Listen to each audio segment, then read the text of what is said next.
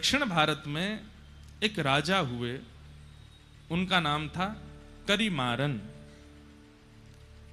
तो श्री करिमारन राजा जो थे, ये राम नाम में बड़ी निष्ठा थी इनकी, राम राम राम राम जपते ही रहते थे। इनकी पत्नी का नाम था रानी उड्डयनंगई, दक्षिण भारतीय नाम है उड्डयनंगई। तो करिमारन राजा और इनकी पत्नी रानी उड्डयनंगई, ये दोनों भगवत परायण भक्त थे। राजा दिन रात राम नाम के आश्रय में ही रहते थे। रानी अपने पति के आश्रित रहती थी। एक दिन दोनों राजा और रानी कहीं जा रहे थे मार्ग में, तभी आपको शंख चक्र गदा पद्मधारी श्रीमन नारायण भगवान का एक सुंदर मंदिर दिखाई दिया। बहुत सावधानी से सुनिएगा। बड़े हमने कहा ना, भागवत जी में इधर उधर देख लो तो कोई बात नहीं है, पर भक्तमाल जी का तो एक एक शब्द सुनिए, नहीं तो आपके चित्त से भाव जा सकता है। तो एक बार आप दोनों जा रहे थे, तभी आपने देखा कि एक मंदिर में सुंदर श्री विग्रह ठाकुर जी का विराजमान है, और उस विग्रह को देख करके रानी वहीं रुक गई। राजा तो दंडवत करने लगे, प्रणाम करने, पर रानी के नेत्र खुले रह गए ठाकुर जी का रूप लावण्य देख करके। रूप देख करके, स्वरूप देख करके रानी नेत्र झपकना भूल गई। राजा ने कहा, देवी क्या हुआ? रूप देखिए कितने सुंदर हैं ठाकुर जी। बोले कुछ मांग लो ठाकुर जी से। तो रानी ने क्या कहा,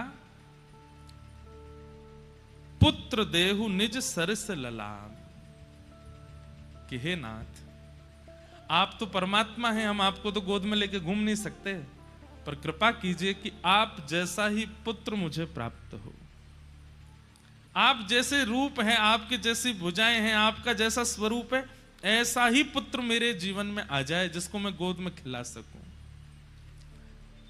ठाकुर जी से पुत्र की याचना इतने भाव से की थी कि रात्रि के समय जब राजा रानी दोनों सोने के लिए गए, तो रानी के स्वप्न में ठाकुर जी प्रकट हो गए और प्रकट होकर के कहा कि आज आपने इतनी भावना से, आपके शब्दों में इतनी याचना थी, इतनी करुणा थी कि मैं देने से स्वयं को रोक नहीं पा रहा हूं। इसलिए मैं अपने नित्य पार्षद, जो बिल्कुल मेरे जैसे ही हैं, श्री विश्वक्सेन जी महाराज को आपके गर्भ में भेज रहा हूं। वे आपके गर्भ में आएंगे और आप उनको स्वीकार कीजिएगा।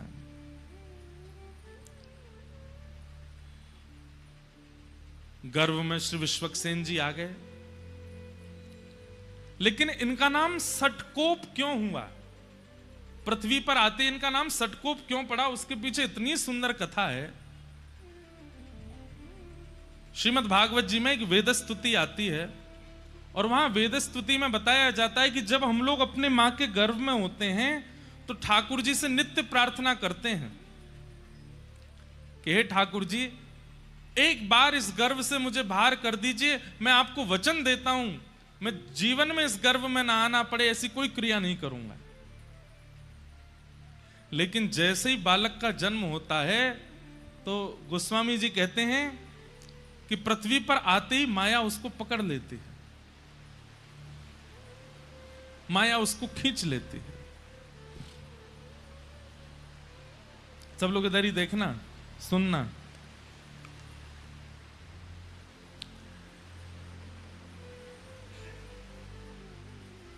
भूमि परत बा डाबर पानी, जनु जी वही माया लपटानी।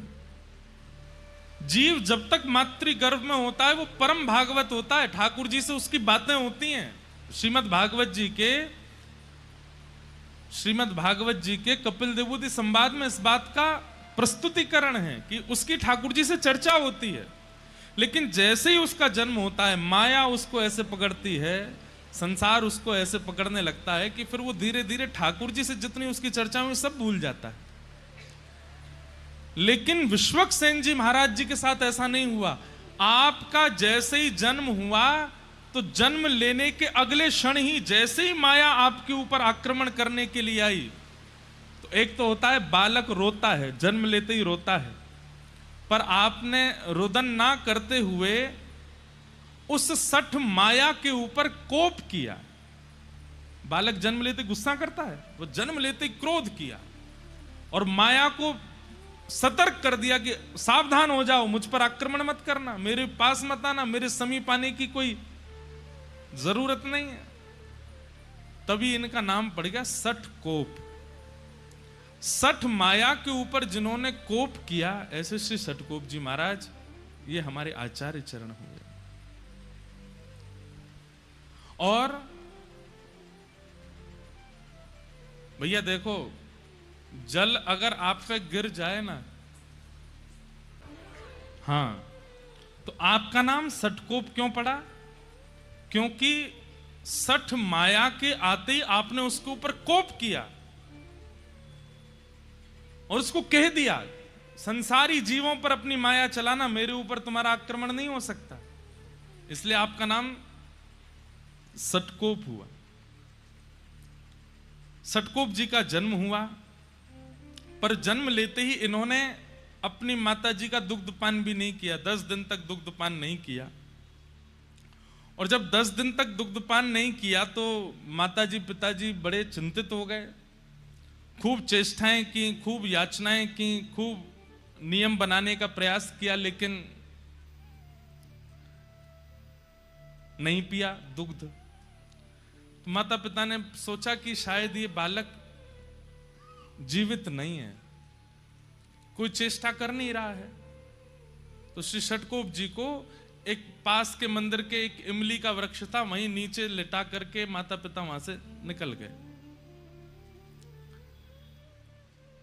वो तो यही चाह रहे थे, माया में फंसने थोड़ी आए हैं, वो तो जीव उद्धार करने के लिए आए, हम लोगों के कल्याण के लिए आए हैं। इमली के वृक्ष के नीचे ही आप रहे। अब आप विचार करिए कितने दिन रहे होंगे वहां। 13 वर्ष तक वहीं रहे। जन्म लेने के 10 दिन बाद से लेके 13 वर्ष तक वहीं बैठ करके आप हरि शरणागति, हरि भजन करते रहे, हरि स्मृति करते रहे। दूसरी भाव, हमारे श्री वैष्णव संप्रदाय में श्री सठकोप स्वामी जी ऐसे महापुरुष हुए जो कि श्री किशोरी जी के भाव से युक्त थे, श्री राधा रानी के भाव से। सठकोप स्वामी जी, आपकी स्थिति कैसी है? आप किशोरी जी से याचना करते हैं, किशोरी जी का चिंतन करते हैं, और कभी तो आप भाव से अयोध्या पहुंच जाते हैं और अयोध्या में जाकर के आप देखते हैं कि हाथी की सवारी पर श्री राघवेंद्र सरकार बैठे हैं, बड़े बड़े ऋषिजन आगे पीछे चल रहे हैं, कोई चमड़ उड़ा रहे हैं, कोई पंखा चल रहे हैं, जिसके कारण राघव जी का मुखमंडल दिख नहीं रहा। तो सठकोप जी इतने व्याकुल हो जाते हैं कि राघव मुझे दिख क्यों नहीं रहे। आप स्वयं वहां पहुंचे नहीं है, मानसी में वहां पहुंच जाते हैं।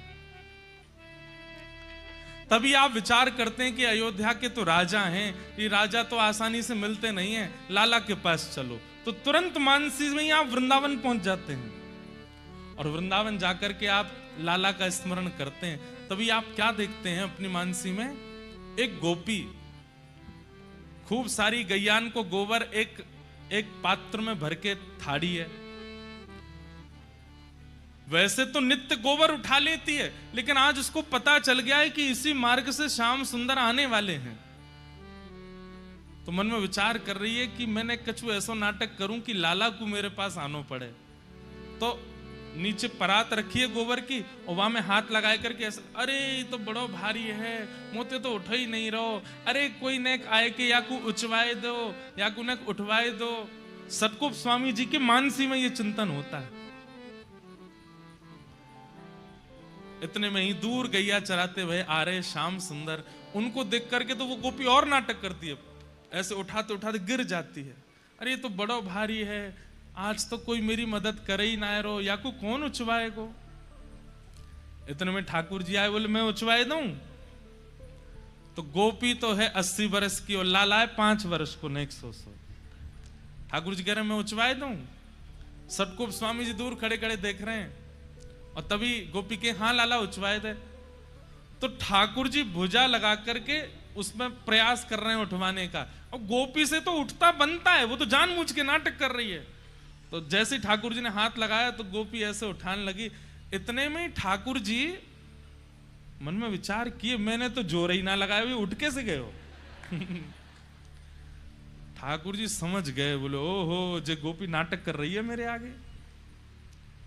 सो ठाकुर जी ऐसे करते करते, अब वो गोपी देख रही है ठाकुर जी की और चाह रही है गोबर का भाव, और दूर खड़े सटकोप स्वामी जी मानसी में दर्शन कर रहे हैं। और जैसे उचाते उचाते नेक ऊपर लाई तो इतने में ठाकुर जी उसको दिखा देते हैं, मैंने तो स्पर्श ही ना किया, अपने आप ही उठ रही है। जैसे ही उठाने लगे तो ठाकुर जी ठाड़े आके बोले, हेरी गोपी तू नाटक क्या कर रही? तो गोपी ने सिर पर, मैंने तो नहीं किया नाटक। बोले अच्छा, मैंने तो जोर ही ना लगाया, या मैं फिर उच कैसे गई ऊपर तक? और दूसरी बात, मैंने जोर लगाया भी होगा तो तेरी कमर तक मेरे हाथ आमे, बातें ऊपर कैसे चली गई जी? तो गोपी बोली नहीं नहीं वो तो ऐसे ही आ गई। बोले नहीं ना बता, ठाकुर जी ने वहां को एक हाथ पकड़ लिया। बोले मैं बता के जा, तो झूठ कैसे बोल रही यहाँ पे? सटकोप स्वामी जी के नेत्र सजल हो रहे, अब क्या करेंगे ठाकुर जी? तो गोपी का हाथ छोड़ नहीं रहे, बोले मैं बता के जा। अब गोपी यही तो चाह रही थी, ये मुझसे बात करें, मेरे सामने खड़े हो, मेरा हाथ पकड़ लें। ठाकुर जी जब हल्ला मचाने लगे, मधुमंगल श्रीदामा जल्दी आओ, देखो जे गोपी कैसा नाटक करे। इतने में गोपी वहां से बचवे के काजे अपने जो परात है का जहां में गोबर भरो पड़ो, बात टेढ़ो करके ठाकुर जी पे ही डाल दे। तो सिर ते लेके नीचे तक ठाकुर जी गोबर में सन गए, और जैसे ही गोबर में सने तो हाथ छोड़ दिया, गोपी माते भाज गई। और श्री सटकोप स्वामी जी इस लीला का दर्शन करके चरणों में प्रणाम करते हैं। सोचिए, माया पर कोप किया उन्होंने, लेकिन भावना से कितने सरल हैं, मानसी से कितने निर्मल हैं। इसलिए आपका निजी नाम नम्मालवार, आपका प्रकट नाम तो है श्री सटकोप, पर हमारे जैसे यहां पे अष्ट सखा होते हैं ना उत्तर भारत में, ऐसे ही दक्षिण में ठाकुर जी के आलवार हैं, भक्तों को ही आलवार कहा गया। तो आप जो हैं वो नम्मालवार आपका नाम है आलवारों में। आप किशोरी जी के ध्यान में ही रहते, श्री जी के ध्यान में ही रहते। एक बार की बात है कि ऊखल बंधन लीला जो भागवत जी में आती है ना, मैया ने लाला बांध दियो, आप कथा सुन रहे थे और कथा में जैसी उखल बंधन लीला सुनी, सुनते ही मूर्छित हो गए। किस बात से मूर्छित हो गए? बोले मैया लाला से यूं कहेगी, आज तो को रोटी नहीं मिलेगी, आज तो को मक्खन नहीं मिलेगा। तो मैया के इस कोप को ठाकुर जी कैसे ले रहे होंगे? ठाकुर जी कितने सरल हैं, कितने सहज हैं, कितने निर्मल, उन पर कोप कर रही है मैया। इस भावना को सोचकर के आप वहीं मूर्छित हो गए कि मैया ने लाला उखल में क्यों बांध दिए, इतने कोमल से लाला क्यों बांध दिए। बंधुओं, 1 घंटा, 1.5 घंटा, 2 घंटा की मूर्छा तो समझ आती है, 6 महीने तक नहीं उठे, मूर्छित ही रहे। लोग उठा करके ले गए, जल का छिड़काव किया, क्या नहीं किया, लेकिन आपकी ध्यान समाधि भावना ऐसी, बस नेत्रों से अश्रु गिरते जा रहे हैं और मूर्छा अवस्था में 6 महीने तक। फिर 6 महीने बाद किशोरी जी ने ललिता जी से आज्ञा की कि आप जाओ, और श्री ललिता जी आई और उन्होंने आकर के श्री सटकोप स्वामी जी को पुनः चेतना कराई। ऐसे हमारे रामानुज संप्रदाय के श्री सटकोप स्वामी जी महाराज। तो ये जब मैं कथा पढ़ रहा था तो मेरे मन में आई कि एक पद आज सबसे, तो ऐसे राधा भाव में विभोर रहते थे आप, और मानसी में श्री लाल जी की और श्री राघव जी की निज लीलाओं का अनुभव करते थे। जब जन्म के बाद माता पिता आपको एक इमली वृक्ष के नीचे छोड़ गए और आपने वर्षों तक वहीं रह करके ठाकुर जी का स्मरण किया, तब श्रीमन नारायण भगवान प्रकट हुए शंख चक्र गदा पद्म धारण करके। और हमारे श्री वैष्णव संप्रदाय में जो मूल मंत्र आपको गुरुदेव देते हैं, अष्टाक्षर मंत्र, जो 8 अक्षर का मंत्र आपके आचार्य गुरुजनों ने दिया होगा या जिन्होंने हमसे दीक्षा ली उनको प्राप्त हुआ होगा, ये प्रथम बार श्री ठाकुर जी ने सटकोप स्वामी जी को प्रदान किया। सुनने में वो 8 अक्षर लगते हैं और बड़ा सरल लगता है, ऐसा लगता है कि ये तो बड़ा सामान्य साधारण सा, पर नहीं। एक एक अक्षर की व्युत्पत्ति और एक एक अक्षर का प्रभाव इतना अद्भुत है। अभी रामानुजाचार्य जी का प्रसंग शुरू होगा तब पता चलेगा कि उस मंत्र की विधि क्या है, उस मंत्र का रहस्य क्या है। श्री गरुण जी महाराज, आप मधुर कवि के रूप में जन्मे और एक दिन आप अयोध्या यात्रा कर रहे थे तो आप आकाश की ओर देखा कि दक्षिण से एक दिव्य प्रकाश दिखाई दे रहा है। तो आप प्रकाश के पीछे पीछे चलते चलते उत्तर से दक्षिण में आ गए और दक्षिण में कहां पहुंचे, जहां श्री सटकोप स्वामी जी बैठे थे। तब मधुर कवि जी ने आकर के इनके ध्यान को खोलने के लिए खूब ताली भी बजाई, आवाज करी, लेकिन इनका ध्यान नहीं खुला।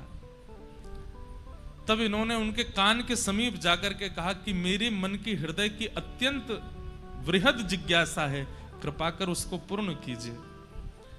इतने भाव से आपने पूछा कि सटकोप स्वामी जी के मन में आया अगर इसकी हृदय के प्रश्नों के उत्तर नहीं दिए गए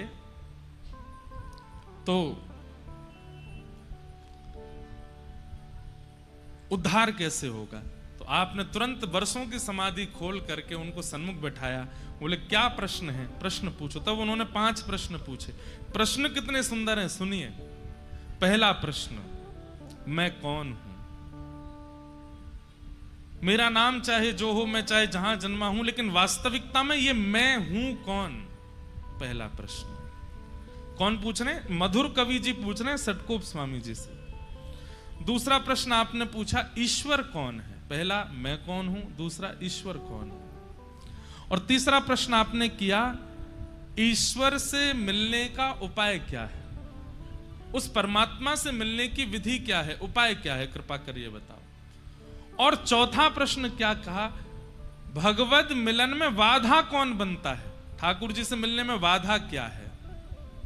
और पांचवा और अंतिम प्रश्न पूछा, ठाकुर जी से मिल जाने का फल क्या है? अगर ठाकुर जी से मिल गए, ठाकुर जी हमको मिल गए, तो उसका फल क्या है? ये 5 प्रश्न आपने किए। चरित्र हम पढ़ रहे थे भक्तमाल जी में, तो उसमें वर्णन आता है कि श्री सटकोप स्वामी जी ने इनका उत्तर देने के लिए 1000 श्लोक बोले और 1000 श्लोकों में उत्तर दिया। उसको सहस्त्र गीति कहते हैं।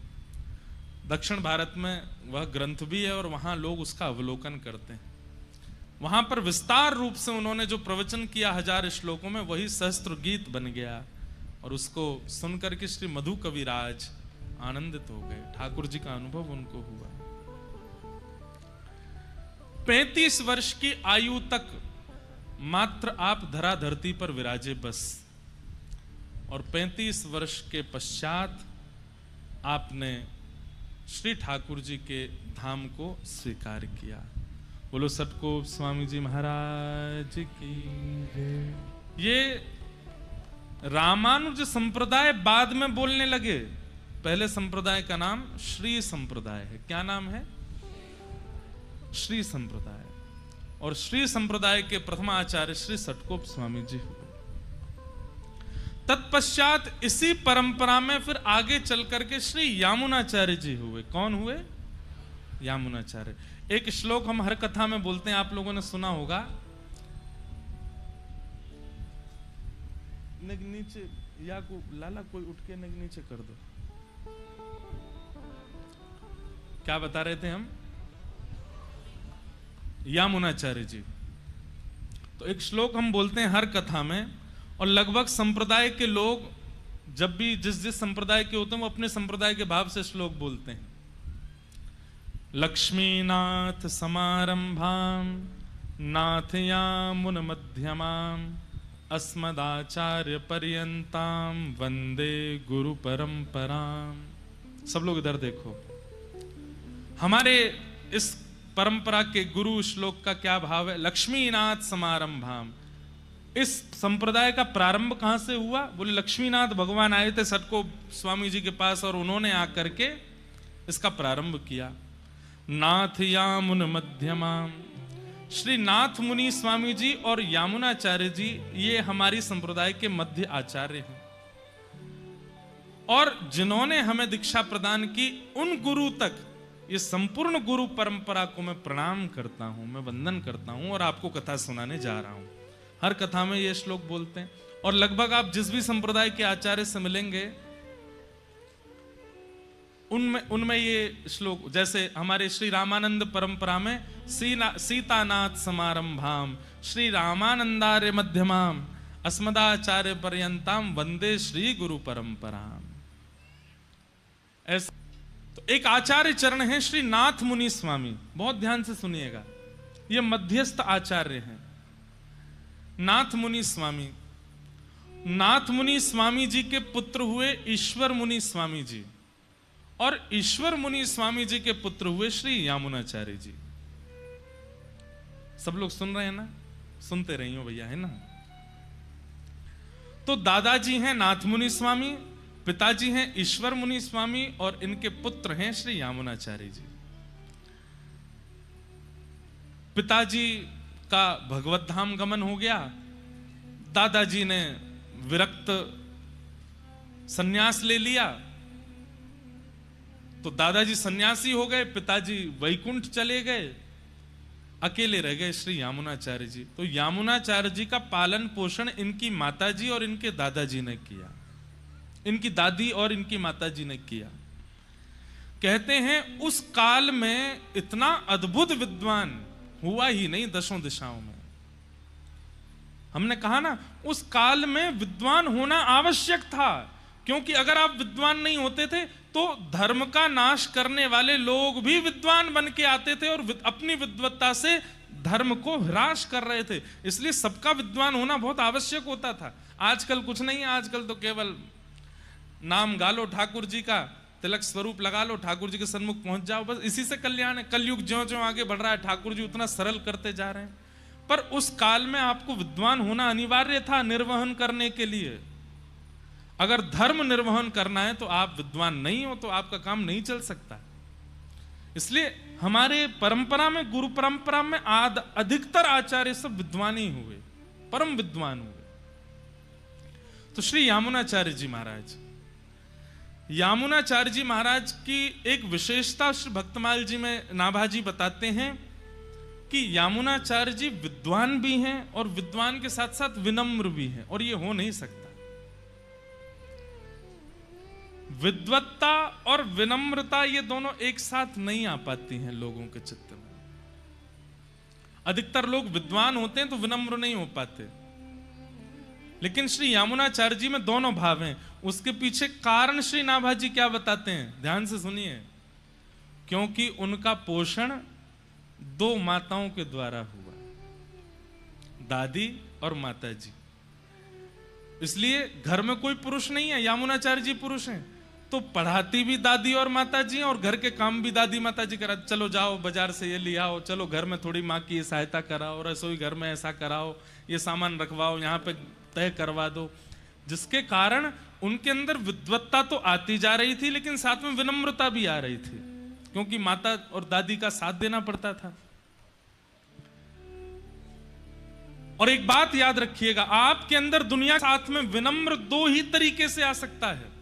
पहला, माता पिता और गुरु अगर कृपा कर दें तो गुण के साथ में विनम्रता, गुण के साथ में विनम्रता, समझ रहे हैं ना? गायक हो, गायक लोगों को अभिमान हो जाता है हमसे अच्छा कोई है ही नहीं। एक्टर लोगों को अभिमान हो जाता है हमसे सुंदर कोई नहीं। रूप गर्विष्ठ को रूप का अभिमान, धन गर्विष्ठ को धन का अभिमान।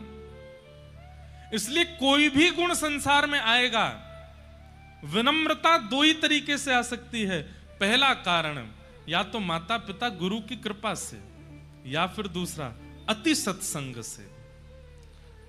आप गुणवान हैं और सत्संग करते रहते हैं तो आपके अंदर विनम्रता आ सकती है।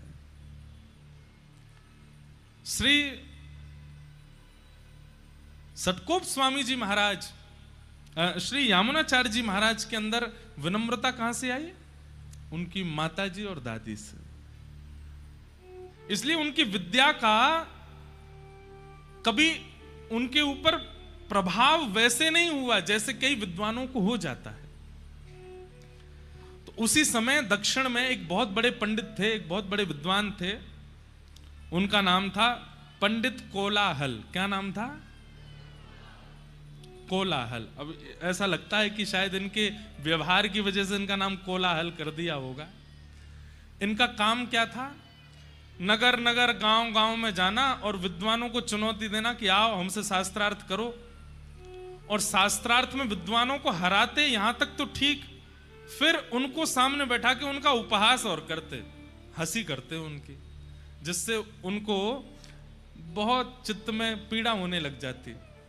और ये इनका व्यसन बन चुका था। व्यसन मतलब आदत बन चुकी थी। किसी को भी देख लेते, कोई पंडित स्वरूप में, इधर आइए, क्या पढ़े लिखे हो, आओ हमसे शास्त्रार्थ करो।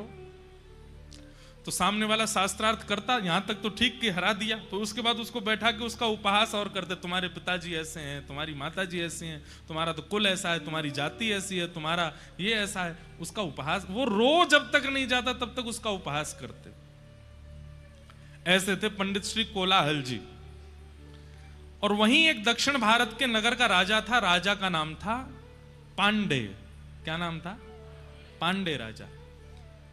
उसको इनके द्वारा शास्त्रार्थ करना और फिर पंडितों का उपहास करना, उसको इस बात का व्यसन था, वो देखने में उसको सुख मिलता था। उसने एक दिन नगर चलते देख लिया और इनसे कहा, हे पंडित जी महाराज, आपका व्यसन मुझे बहुत अच्छा लगा, आप एक काम कीजिए, मेरे राज्य में चलिए, वहां मैं एक से एक विद्वानों को बुलाता रहूंगा और आप मेरे सामने सबके साथ शास्त्रार्थ करना, फिर उनका उपहास मैं बैठ के सुनूंगा, मुझे देखने में बहुत अच्छा लग रहा है। दोनों एक से ही मिल गए।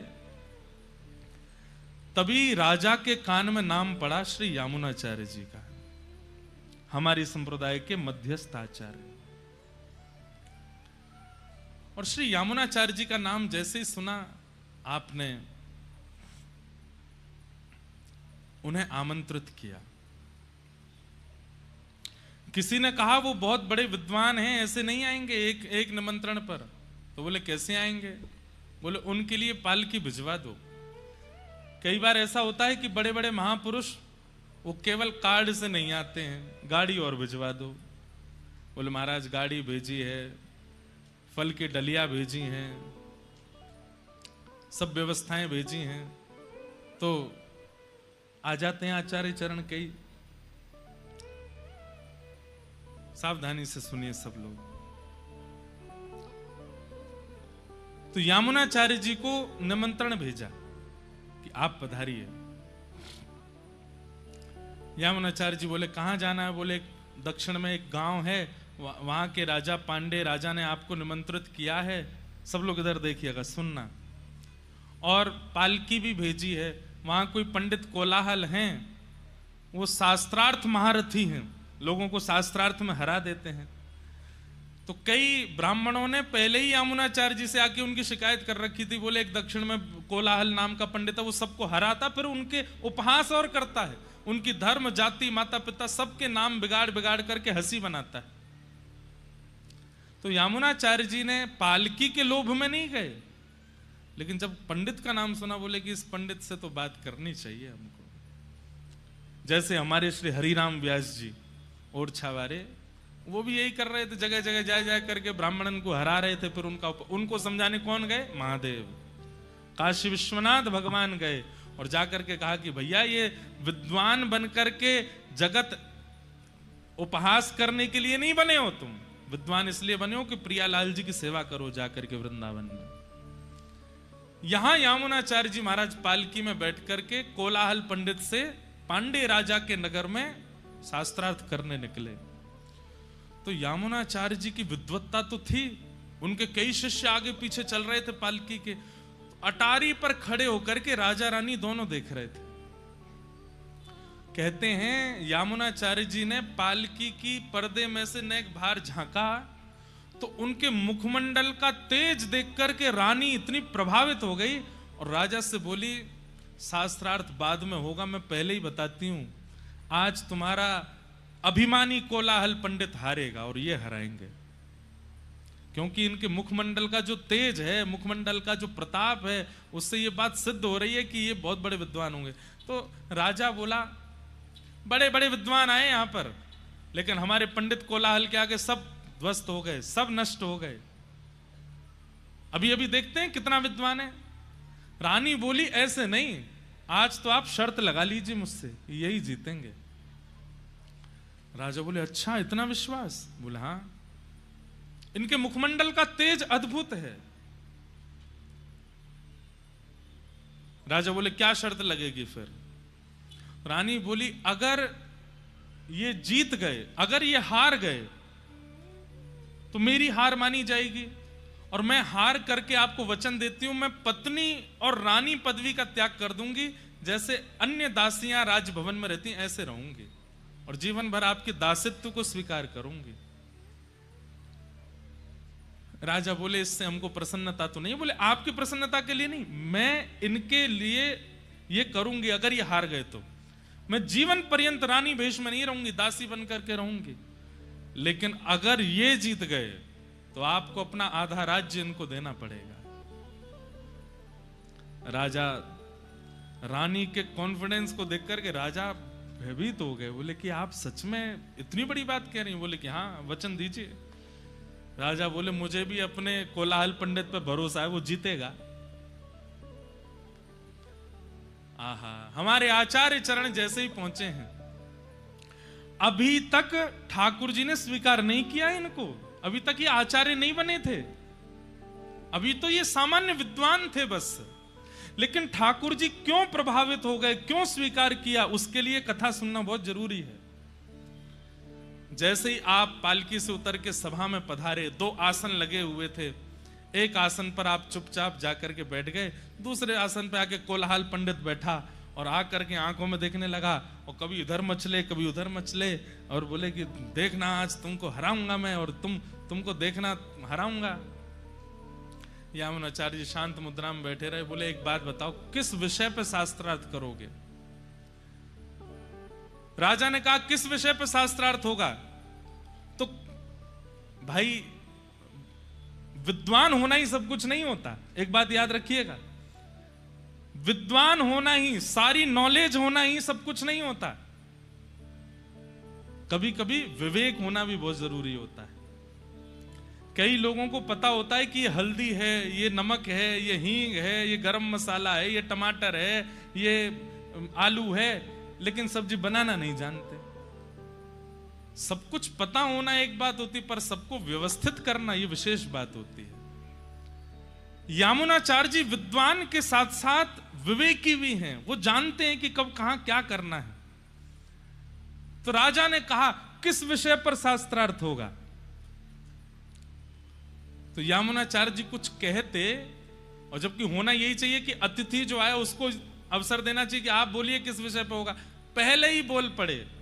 बोले कि ये यामुनाचार्य बड़ा शांत शांत सा लग रहा है, ज्यादा बोल कुछ रहा नहीं है, मैं ही पहले बोल देता हूं। बोले राजन, खंडन शास्त्रार्थ होगा, ये जो भी बोलेंगे उस बात का मैं खंडन करूंगा।